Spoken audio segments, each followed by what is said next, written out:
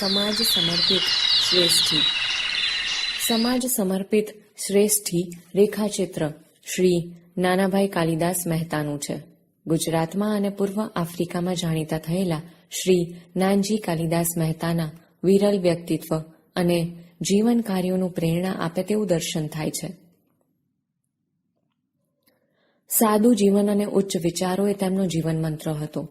શૂન્યમાંથી સર્જન કરનાર ગુજરાત અને પૂર્વ આફ્રિકાના સમાજને સમર્પિત આ ઉત્તમ શ્રેષ્ઠીની વિરલતા આ નાનકડા રેખાચિત્રમાં સજીવ બની છે. ઇતિહાસ એવી વિશિષ્ટ વ્યક્તિઓની નોંધ લે છે જે અન્ય માટે જીવ્યા હોય, જેમણે નવી કેડીઓ કંડારી હોય, એમના કાર્યોને પરિણામે સમાજ વેત ઊંચો ચડ્યો હોય. ગુજરાતમાં ઉત્તમ શ્રેષ્ઠીઓની હારમાળા છે, તેમાં નાનજી કાલિદાસ મહેતા શિખર સમાન શ્રેષ્ઠી હતા. નાનજી કાલિદાસ પોરબંદરથી 40 કિલોમીટર દૂર ગોહાણા નામના નાનકડા ગામમાં 17 નવેમ્બર 1887ના રોજ જન્મ્યા હતા. પ્રેમાળ પિતા અને વત્સલ્ય માતા જમનાબાઈના સંસ્કારો પામ્યા હતા. નાનપણથી અણદીઠેલી ભોંય ઉપર પગ મૂકવાની સાહસિકતા હતી. એ કાળે છાતીવાળા લોકો કમાવા માટે આફ્રિકા જતા. 13 વર્ષની કુમળી વયે નાનજીભાઈએ યુગાન્ડા જવાનું નક્કી કર્યું. મહિનાઓની સફર, વહાણની મુસાફરી, એમાં વચ્ચે તોફાન આવ્યું. કૂવા થંભ અને શઢ તૂટી ગયા. મૃત્યુ સામે દેખાતું હતું.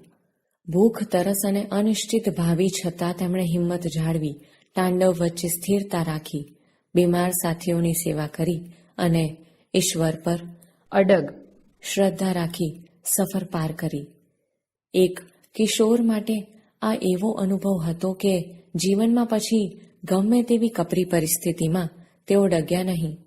નવી નવી કેડીઓ કંડારતા રહ્યા. એ કાળે યુગાન્ડા અને કેન્યામાં નિરક્ષરતા, ગરીબી અને પ્રાથમિક કક્ષાનું જીવન હતું. નાનજીભાઈએ ભોળી પણ પ્રેમાળ પ્રજાનો વિશ્વાસ જીત્યો. ખેતીનો કક્કો ન જાણનારે વણ ખેડેલી ધરતીમાં અજાણ્યા પ્રદેશમાં કપાસ અને ચા કોફીની ખેતી શરૂ કરી. આપસૂજ અને સખત પુરુષાર્થથી સફળ થયા. પછી કેતકી અને રબરના વિશાળ ખેતરો સર્જ્યા. એક ઉદ્યોગ તરીકે કપાસનો એવો વિકાસ કર્યો કે યુગાન્ડા રૂ માટે જગવિખ્યાત બન્યો. યુગાન્ડાની આર્થિક પ્રગતિનો પાયો નાનજીભાઈએ નાખ્યો. શેરડીનું વાવેતર કરાવી 1924માં લુગાઝી શુગર ફેક્ટરીનો પ્રારંભ કર્યો. એક સદી પહેલા જાપાનની ટેકનોલોજી અપનાવી નવા યુગનો પ્રારંભ કરાવ્યો. એમણે વિપુલ કમાણી કરી. યુગાન્ડાના બેતાજ બાદશાહ તરીકે ઓળખાયા. સાથે જ જે ધરતીએ તેમને સમૃદ્ધિ આપી હતી અને અનેક હાથે પાછી વાળી. પૂર્વ આફ્રિકામાં શિક્ષણ, સંસ્કારિતા અને સમૃદ્ધિના નવા પગરણ માંડ્યા. ઉદાર હાથે દાન આપીને તેમણે nursery school, Arya Kanya girls high school, library, town hall, નગર ઉદ્યાનો, આર્ય સમાજના મંદિરો અને મહિલા મંડળ ભવનોની સ્થાપના કરી. સૌરાષ્ટ્રના નાનકડા ગામનો 4 ચોપડી ભણેલો છોકરો ઉદ્યોગપતિ તરીકે નીવડી આવ્યો. તેના પાયામાં સખત પરિશ્રમ અને અડગ આત્મશ્રદ્ધા છે. એટલે તેઓ અજાણ્યા પ્રદેશમાં ઉદ્યોગ સાહસિક તરીકે સફળ થયા. અનેક રાજપુરુષો, રાજા મહારાજા, સંતો અને સેવકોની વચ્ચે રહ્યા, પણ તેઓ કદી સામાન્ય જનને અને ગ્રામ સમાજને ભૂલ્યા નહીં, કારણ કે આ પંચશીલ તેમના જીવનમાં કાયમ ટક્યા હતા.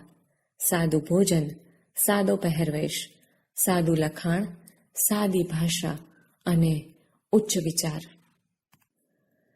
તેમાં તેમના સહચારિણી સંતોષ બહેનનો સથવારો હતો. અઢળક કમાયા, પરંતુ પોતાને ટ્રસ્ટી સમજીને આફ્રિકા અને ભારતમાં સમાજ હિતના અનેક ઉત્તમ કાર્યોમાં ફાળો આપ્યો. અડધી સદી સુધી વ્યાપાર ઉદ્યોગો વિકસાવ્યા, સ્થિર કર્યા. પછી માતૃભૂમિનું ઋણ ચૂકવવા ઉદ્યોગ ધંધા પુત્રોને સુપરત કરી સમાજ ઉત્કર્ષમાં જ બધો સમય ગાળ્યો. આજથી 60 વર્ષ પહેલા તેમણે પારખ્યું હતું કે દેશ વિદેશના સંશોધનકારો માટે અનુકૂળતા અને સગવડ કરવી જોઈએ. એ માટે તેમણે મુંબઈમાં મરીન ડ્રાઈવ વિસ્તારમાં શ્રી નાનજી કાલિદાસ મહેતા ઇન્ટરનેશનલ હાઉસની સ્થાપના કરી. વિકાસ માટેના દરવાજા ખોલ્યા. આફ્રિકા પછી તેમણે સૌરાષ્ટ્રમાં પોરબંદર વિસ્તારમાં ઉદ્યોગનું તારક મંડળ રચ્યું. સૌરાષ્ટ્રના ઔદ્યોગિક વિકાસમાં મોટો ફાળો આપ્યો. ગાંધીજી પ્રત્યે પૂજ્ય ભાવ અને નારી શક્તિનો ઉદય એ એમના જીવન ધ્યેય બન્યા.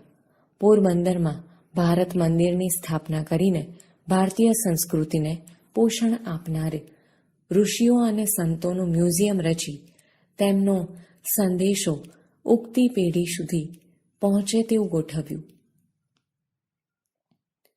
વિજ્ઞાન અને અવકાશના ઉત્તમ નિદર્શન માટે તારા મંદિરની રચના કરી.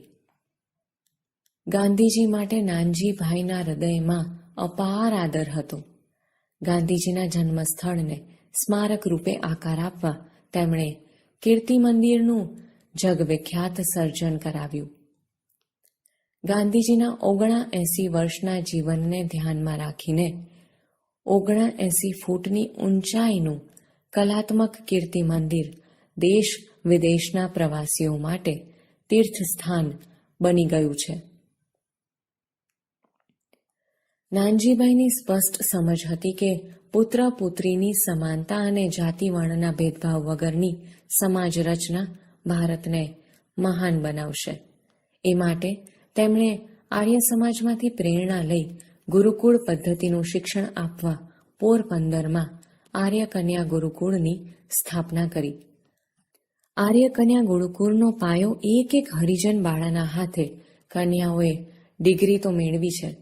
તેના કરતાંય વધુ નોંધપાત્ર એ છે કે તેમણે ભારતીય સંસ્કૃતિના ઉત્તમ સંસ્કારો મેળવ્યા છે.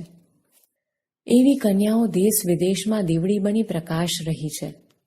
કન્યા ગુરુકુળને નાનજીભાઈના સુપુત્રી સવિતાબહેનનું ઉત્તમ માર્ગદર્શન વર્ષો સુધી મળ્યું હતું. નાનજીભાઈની સમાજ સુધારણાની ધગશ અને દ્રષ્ટિ વ્યાપક હતી. શિક્ષણ દ્વારા ભેદભાવ મુક્ત અને ધર્મના આડંબરથી મુક્ત સમાજની થાય એવી એમને હોશ હતી.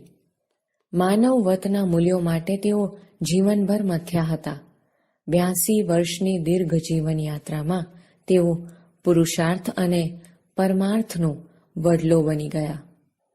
25 ઓગસ્ટ 1969ના દિવસે તેમણે આ લોક છોડ્યો ત્યારે અનેક મહાનુભાવોએ તેમને શ્રદ્ધાંજલિ આપી હતી. તેમાં ગામડાની અભણ બહેનોની અંજલિ સર્વોત્તમ હતી. આ જ ધર્મનો થાંભલો ખરી પડ્યો. પૂર્વ આફ્રિકાના આર્થિક વિકાસમાં અદ્ભુત ફાળો આપનાર નાનજીભાઈ કાલિદાસ માટે યુગાન્ડાના પ્રમુખ મિલ્ટન ઓબોટ ભવ્ય અંજલિ આપતા કહેલું, નાનજીભાઈના નિધનથી યુગાન્ડાની આર્થિક સમૃદ્ધિમાં મહત્વનો ફાળો આપનાર મિત્ર અમે ગુમાવ્યો છે. તેમણે કરેલા સમાજ ઉપયોગી કાર્યો કાયમ યાદ રહેશે. નાનજી કાલિદાસ મહેતા વાદળ જેવા ઉમદા અને ઋણભાવવાળા શ્રેષ્ઠી હતા. જેમ વાદળા પૃથ્વી ઉપરથી વરાળ રૂપે પાણી લઈને એકઠું કરીને યોગ્ય વખતે ફરી પૃથ્વી ઉપર વરસાવે છે, તેમ નાનજીભાઈ કમાયેલું સમાજને અર્પણ કરતા રહ્યા. સંપત્તિ કમાનારા અનેક હોય છે, પણ સમાજને આવી હિતકર રીતે પાછી વાળનાર બહુ થોડા હોય છે. નાનજી કાલિદાસ એવા વિરલ શ્રેષ્ઠી હતા.